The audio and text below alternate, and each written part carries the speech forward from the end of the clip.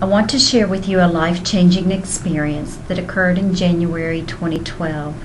A group of volunteers traveled to the Dominican Republic to distribute PETs, which stands for Personal Energy Transportation. The PETs have been constructed by a group of men and women from Memphis and volunteers of all ages in Florida. They are designed to aid adults and children that have mobility issues, including paralysis, amputations, and musculoskeletal deformities.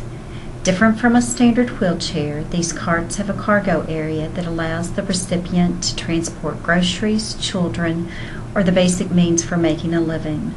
Please allow me to share with you some of the people that we met in the DR. This solemn child sat quietly while pets were being handed out to adult recipients. Our sweet volunteer Jennifer was touched that this young child was so well behaved while others ran around laughing and playing. I found Jennifer later with her face in her hands crying. I thought for a minute that the work had just emotionally exhausted her. In response to my questions, she responded simply, "Why?" and pointed across the street. There was her solemn friend bent at the waist, unable to support his body weight in an upright position. What child deserves to see the world from this view? I was able to comfort Jen because this child had received a pet. We had given this child hope that he could now look his classmates in the eye, could keep up with his friends when they moved around the neighborhood, and would not have to depend on anyone else to carry his books to school. This beautiful young woman looked like any teenager you might see at the mall on a Saturday afternoon, until you looked at her legs, until you watched her hop across the floor on the nub that should have been a foot, until you looked at the callus on the leg and realized that it had developed over years of hopping through the dirt and debris on the roads and sidewalks of her community.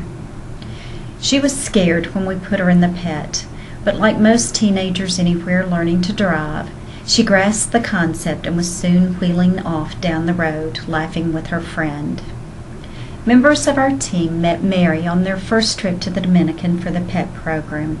They watched her move down the road, sweeping her path clear before she could move forward. When you look at her face, you see a piece that somehow doesn't match her physical challenges.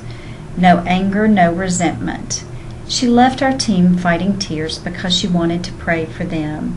They made a promise to her that they would come back to bring her a pet and help get her up from the ground.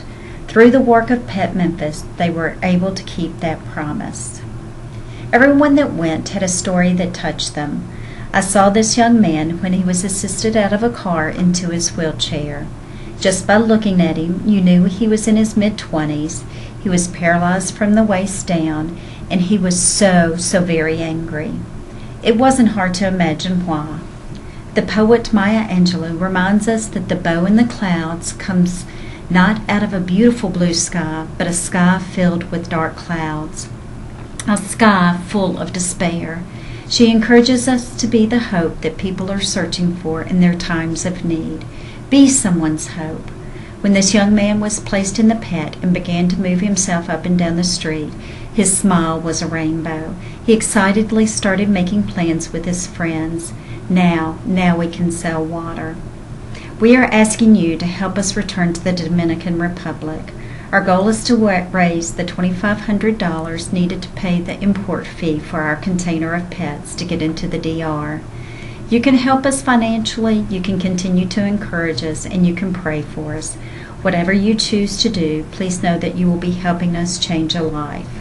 To paraphrase Robert Kennedy, each time a man acts to improve the lot of others, he sends forth a tiny ripple of hope.